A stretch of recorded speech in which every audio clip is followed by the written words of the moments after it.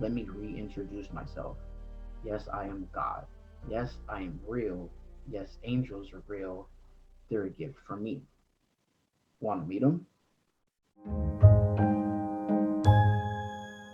Hello, passionate listeners and watchers. Welcome to Passion Harvest. Thank you so much for joining us. I am Louisa, your host, and our guest today is Chris Batts.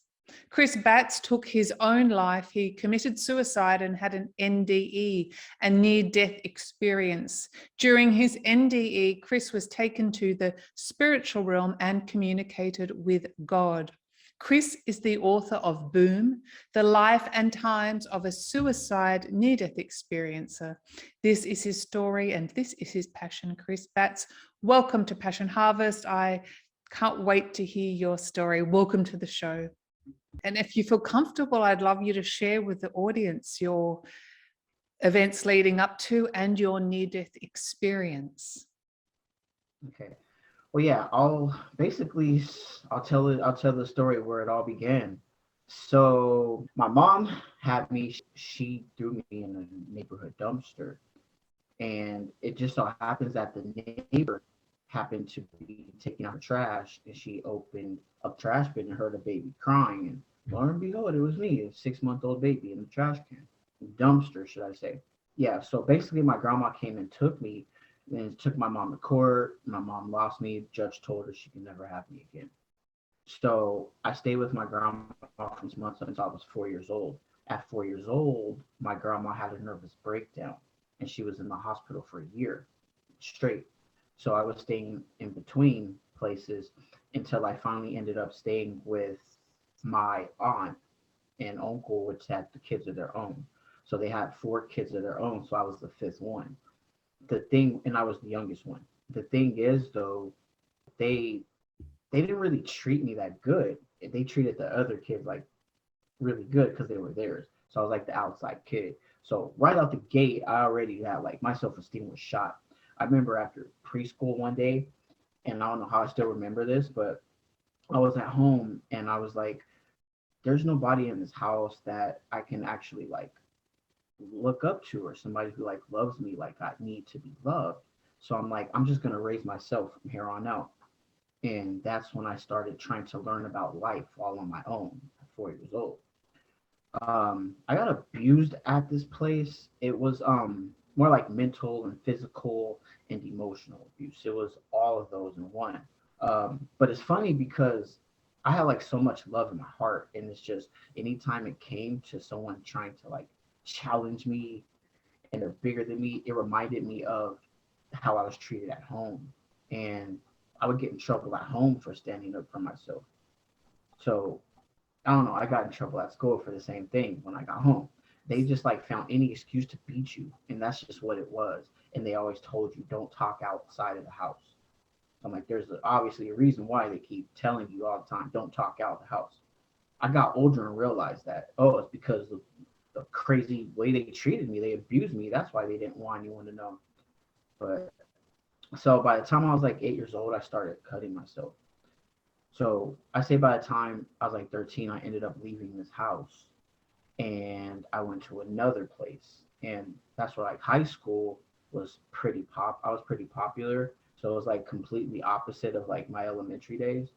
And I made like a lot of friends. I was just happy at school. Problem with that is I moved in with another aunt, and this aunt was like really mean, like really, really mean, like worse than the others almost. And but school, like when I was at school, that was my getaway, my freedom. I loved it, and I felt free. I felt like my family was there. After high school was over, though, that's when the real world took a toll on me. So I say like in my mid 20s, I ended up like the depression got worse, way worse. Which with social anxiety, it's way worse, and it's just like all that combined. It's like you start becoming from like this social person to this person who's just staying inside all the time and doesn't even want to go outside of their home. Um, with that, I had a lot of like things to do. Like I was like drinking all the time and popping pills, like like no other, and taking like that prescription cough syrup. So I was trying to do everything I could to get like as high and numb as I could, so I don't have to feel so alone. Like I wanted that to make me feel happy because that stuff put me in a good mood. Problem with that is I got bored. I guess I get bored of things fast. So I got bored of all that. So I was like, yeah, this stuff isn't working. So I need like to basically get out of here in this world because I felt like I wasn't getting anywhere. That's when I just planned suicide. And usually like I'm not gonna really say anything unless I'm gonna do it. And at this time I knew I was gonna do it because I started planning it. So I went to the train station and looked at all the trains that passed by, and I was like, okay, you know what? I'm gonna time every train. So I timed all the trains. So I picked a specific train, 6:30 in the afternoon. I'll never forget the 6:30 in the afternoon train. I was gonna go there and just basically lay in the middle of that train track and just have it hit me. So time was coming closer to that day, and I was at a friend's house and just talking and arguing and stuff like that. So I ended up leaving. I stormed off, and this was like one of the only, like really the only person I told about my suicidal thoughts. So I guess as soon as I left their house, they knew what I was going to do. So as I'm walking down the street, I just hear their car, and they're like, "Get in the car, get in the car." So I got in the car, and I'm like, damn, like, so now my whole plan to kill myself is ruined. Now I got to come up with a new plan. This took months, months of prepping it. Still not going to happen now. Like, thanks a lot, Like, that's all I was really concerned about at that time. So it's funny because as I'm in the car, in the passenger side of my friend's car, my mom calls me out of all the people, and I haven't spoken to her in years. And mainly the conversations we had, she was always telling me she didn't want me here. She didn't, like, I'm not her son, stuff like that. She would always tell me stuff like that. But like, she would always tell me that the times I would see her. Um, I would see her briefly my first maybe 8 years of life or something like that. And she kind of just disappeared and then came back out of the blue. So like when I answered the phone, I'm like, how did you even get my phone number? She says my grandma gave her my phone number because she told her I was asking about her. And she's like, I just called you to tell you, like, I don't want you. I'm not your mom. Don't call me. Don't ask about me. I'm not your mom. So I looked at the phone and I said, F you, you never were. And then I rolled down the window, tossed out the phone, and that's when I looked at my friend in the driver's side and I was like, F this under my breath, and jumped out the car as they were driving.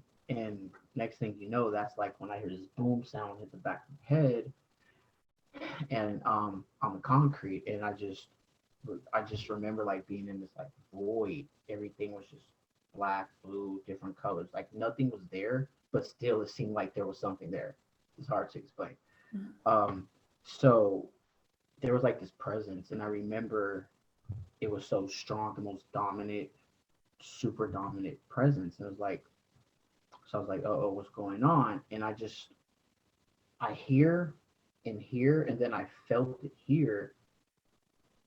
It wasn't like audible, but it was like telepathic. So this strong voice was like, let me reintroduce myself.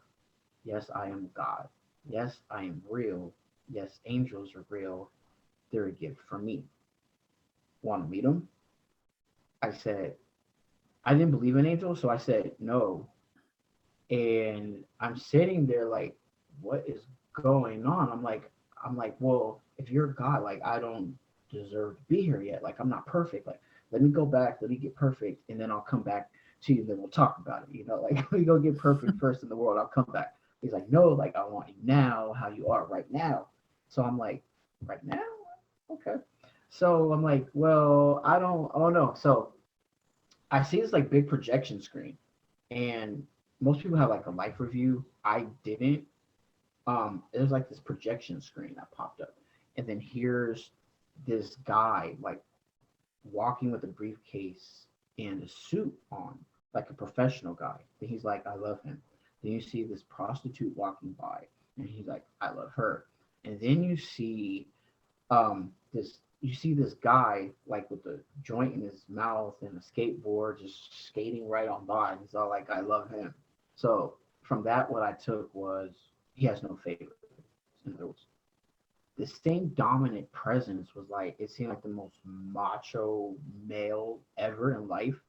But then I end up like I didn't see this image, so like I just felt this presence. I felt him get on a knee and then give me a hug, a tight hug. But it was more than like more womanly than any woman's hug ever. So I was like, I think this is actually God, and I think he only said I'm God because that's what I knew him as. Like maybe if I knew him as like Chuck Norris, he'd be like, "Hey, I'm Chuck Norris," like, yes, I am real. I don't think there's really any names you can put to a source like that.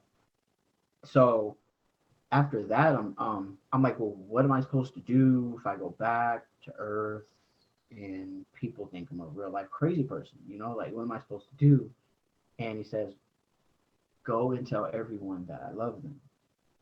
And he also says, I will go to the end of the world so everyone is with me. Now that I've never heard before. So at this point, I'm sold. I'm sold. I'm ready. Like, let's do this. And the snap of a finger, in the air, I see like all these clouds. Here's a police station here. Here's a church right here. And then like I just remember I see like all these Bibles being tossed, Bibles and crosses just being tossed around everywhere. And my interpretation of that was because of my own thoughts. Because I thought if I didn't like read this King James Version Bible. I didn't agree to it. I read the book twice, but I'm like, I didn't agree to a lot of the stuff this book says. So that means I'm gonna burn in hell. Uh-oh, I knew it. That was my interpretation of that, my own thoughts. So then I see like all these angels and swarms everywhere. And there's just two in particular that I recognized. And one was on my right, one was on my left. And and I see this like donut hole inside of this cloud. If I would have crossed that cloud, I definitely would have went to the other place or the other paradise, heaven, whatever you want to call it.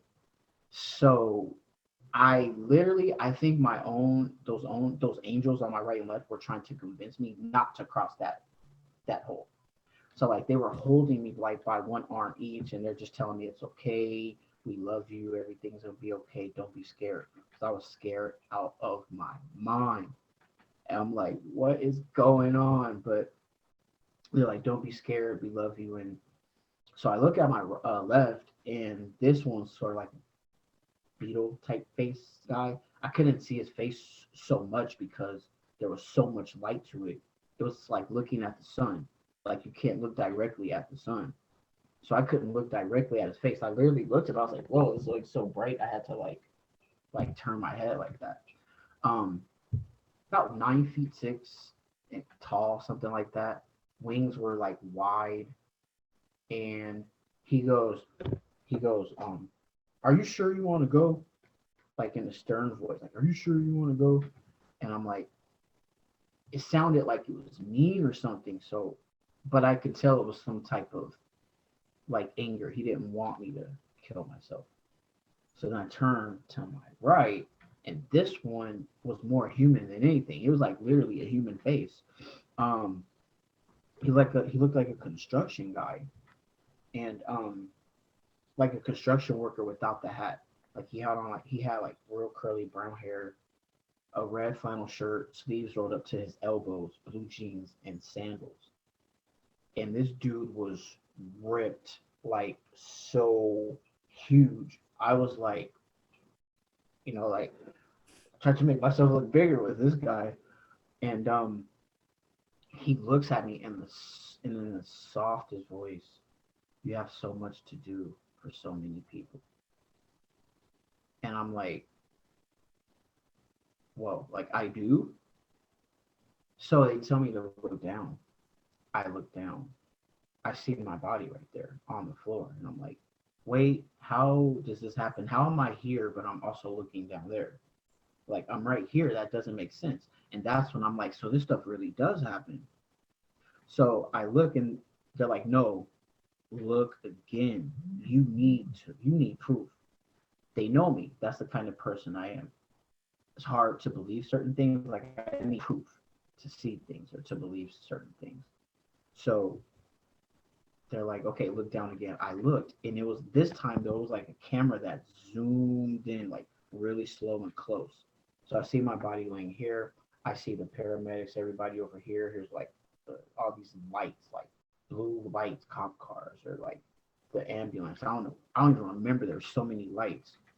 And then I looked to way far on this side is my friend that I was with, that was in the driver's seat, and they're on their phone, like way far away from me. And I'm like, wow, like this stuff does happen. So they actually, the angels that were there, they're like, do you want to stay or do you want to go? They actually gave me a choice. Like, do you really want to stay or go? And they pointed to that donut hole. So I'm like, so at that moment, I felt this sudden urge to go back to Earth, even though I was longing to get away from this place. But I think after this angel on my right says, you have so much to do for so many people, I think at that moment, that's when I realized, I'm like, okay, well, I have to go back. I have to get back. So I told myself, okay, I'll go back. And then snap of a finger, I guess I'm back in my body. Days later, I wake up in ICU. Nurses were calling me miracle, saying they thought I was gone. Pretty much gave up. I hemorrhaged out of who knows how many bags. I had no idea what hemorrhaging was, so I was like, "What's hemorrhaging?" But I was only concerned about Jello. I didn't even remember anything that happened. I just woke up. Here's Jello right here, and then here's nurses right here. Oh my God, the miracle! We thought you were gone. You've been gone for days. And then my first response is this Jello for me? But yeah, pretty much that's like then I just stayed there till I got released a few days later and was wheelchaired out and started recovery, and that's my NDE. Wow, Chris. Well, first of all, thank you for so much for sharing your story. I felt like crying and wanted to give you a big hug when you were that little child that no one seemed to love. Do you remember jumping out the window of the car? No, I opened the door and jumped out. You opened the door and jumped out. Do you actually Yeah. remember that, or it just happened so quickly that? I remember. It happened quick, but I remember like it was yesterday. Like I remember everything. Were you afraid in that moment? No, not at all. I didn't care. That's why I said F this. As soon as I said the F this and opened the door, I didn't care what happened after that. And from that point on, did you have any, well, obviously you transitioned from your physical body, but did you experience any physical pain until you returned to your body? Right. I didn't have any physical pain until I came back to my body. When I had hit the concrete, the back of my head, Mm-hmm. I remember I was like, that hurt. But it was more like that hurt. And it reminded me of when I was 3 years old and fell off of a tricycle on my head. That's what it reminded me of, that specific day. Yeah. And then you talk about your meeting with what you term as God or source or the creator. People call it different names. It's so, you're doing a great job. It's so hard to describe in words, but what did it feel like, that hug, or to be held by that person? It felt like a woman's hug. And I guess I've always, when I was little, up until now, I guess I always wanted that motherly hug. Mm-hmm. But it felt like that, but way more like a motherly hug on the most strongest steroids. Like, it was like the best womanly hug ever. That's how I knew like God is love, because of that hug. A lot of near-death experiences often describe it as like an unconditional love, and they bring that feeling back with them. Do you still have that incredible, overpowering feeling of love that you probably never received in this lifetime as Chris? It never went away. Yeah, it never went away since that experience. Um, and what were the messages that God gave to you again, or communicated telepathically to you? Just said, I'll go to the end of the world so everyone is with me. I also, wow, there's one detail I forgot to leave out really. When I looked up in the sky, there was, I guess, like this is him introducing himself to me. Cause like I just seen a bunch of words in the air. So the first word said loving, it flew in the air, loving, and then the other word, caring, and then the other word, long suffering. And that one was in capital letters with exclamation points at the end. What a remarkable experience. And then you speak about the angels, particularly the ones on your left and on your right. And you said in some way that they were familiar, that you knew them or you remembered them in some way. Is that correct? Yeah, it seems like they were just familiar. Like out of all the angels that were there, I was like, why do these two seem so familiar? Like I knew them all my life. Hmm. So interesting. And the angels, in your what you saw of them with your mind's eye, they were larger than life. They had wings and they were bright Yeah, I literally lights. seen these angels. Like versus God, I didn't see God, but these actual angels, I literally seen them And with your near-death experience, is it still realer than real or realer than life and so memorable? for sure, for sure. And then you returned and back into your physicalness and your reality. How did it change your life from then on? I think everything, honestly, it made me understand so many people. There's so many different types of people. So I started understanding people better. I stopped looking more on the outside and try to look inside of the person because the outside shell is not that person. It's literally the inside is who they really are. And that's who I try to look at. Yeah, Like the animals. I see animals differently. Even some people say, well, dogs or animals don't have spirits, but I'm like, yes, they do. Like, yes, they do. The plants are alive. There's so many things that I didn't really pay attention to before that I started to after that experience. and I guess you turned your life around from stimulants and intoxicants, and you're studying now, and you've written a book as well, which I spoke about in the introduction. So a big congratulations for that. Thank you, thank you. And one of the messages was that you have so much to do, and a lot of times with near-death experiences, it can take years to process even the experience, but what evolves from that. Do you have some idea of what all the work that you have to do on in this earthly realm as Chris? Even with, I think it's been about 9 years since my experience, and to this day I think I'm barely, maybe the past year or two, barely starting to figure out what they meant when they said so much to do for so many people. And I think I just started really. I think maybe like the stuff I've been doing the past couple of years, it's good, but I think that's more of a start. I think there's so much more to come that I have to do for so many more people. And why do you think you, Chris Batts, had this experience? Obviously, I mean, I feel our life is planned before, but often people say, well, why did they have a near-death experience and I didn't? Or why do you think you had this for you?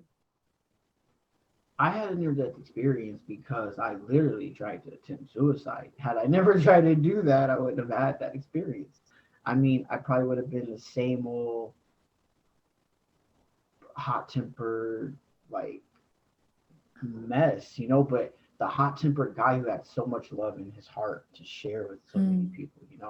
But I don't know. I think maybe there was some certain calling. I don't know. Maybe there's a calling that God thought I would understand. I mean, because there's so many different people like me that do exactly what I do and more. Like I think there's just certain people that are called to do, I guess, like God's work, which you could say that's a gift, but at the same time, it's also the largest responsibility. And my gosh, you went through an incredible amount of suffering.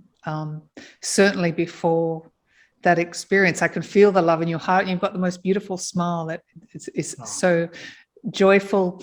Are you afraid of death? no, not at all. Not at all. You're not going to try it again, though, until your time comes. Yeah, I think this time I'll just wait because I feel like that day I made a deal with God. You know what I mean? So that day when the angels were like, okay, yeah, so much to do for so many people, I think God was like, look, I introduced myself to you. I let you meet your angels. Now you have so much stuff to do. You have to spread love. You have to spread my message of love. So you work for me now. And if I renege on that contract, I feel like I'll have to come back and do this whole life thing again. And my goal is to honestly, I don't want to come back. I just want to. If I go home, I want to stay home. Like, don't send me back to that place. Yeah. What would you say to people who have lost loved ones and are grieving and suffering and missing their loved ones? That if they thought about you while they were here, most likely they're thinking about you now. And it's not the end. Some people think that like death is just the end, but Mhm. it literally it's not at the end of it. It's the end of this experience. It's the end of this human experience, but it's the start of their spiritual experience and their spirit. So, or should I say, continuation of their spirit. Yeah, so there's no doubt in your mind that consciousness extends once the physical body dies.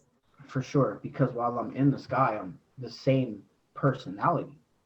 I was scared. I was like, wait, what's going on? What's going on? Only difference was my body was way on the floor and I'm in the sky looking at my body. But I'm Mm. the same person right here. That's the same person I was then. Did you identify with your physical body when you were in the sky, or were you just an energy or I consciousness? was I didn't even look. Some people actually look at themselves. I didn't look at myself because I was too freaked out. And it all happened so fast. I was more concerned about how is my body here? How am I with two angels that look so large? They look scary. I hope they don't kill me. Like that was my main thing. Oh, and a hole right here that if I cross, that who knows if I'll even come back. Who knows if God's there sitting on a throne with the Bible and a gavel going like hell's bound for you and then just hitting the gavel. I didn't know. That's all the stuff I was thinking about. Were you hesitant to tell friends and family or other people about your experience? That's a good one. Oh my goodness. Hesitant isn't the word. I mean, what are people gonna think if they're gonna say I'm a real life crazy person. So imagine being out of this experience, you know what happened, and then now you have to tell people about this. It's the hardest thing in the world to do because it's like the stuff that's coming back at you is judgment. It's so many things, and then you have to. It's like if you're sitting with the message, you have to tell this message, and if you mislead people or lie about any experience or anything like that, you have God to see for that. So it's like you literally have like this big responsibility on you. So the fact that you have to tell people about it, it's a lot of like stuff that goes in your mind. Yeah. Yeah. Well, I just want to say I think you're fantastic and thank you so much. I'm honored we got to talk to you today on Passion Harvest. Is there something you'd like to share with the Passion Harvest audience that I haven't asked you? Um wow. I just honestly want to say I speak a lot about suicide prevention. And that's really even besides the near death experience, like I'm grateful for that. But really one of my main topics is suicide prevention Mhm. because it's underspoken about. Like not a lot of people speak about it. It's starting to come a little bit more known now, but it's still not known enough yet.